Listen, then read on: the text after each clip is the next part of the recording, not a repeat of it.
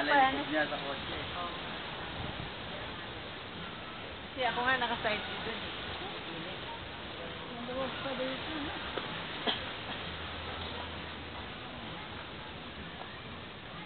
Nagamo siguro yan. Sabon po namin yan. Ha? Nawanan mo yan, tapos pakitaan niya.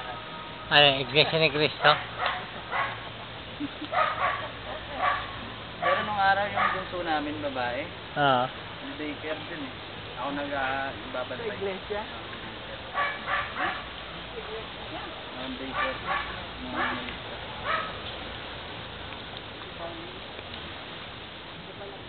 Huwag na kumain sa atin.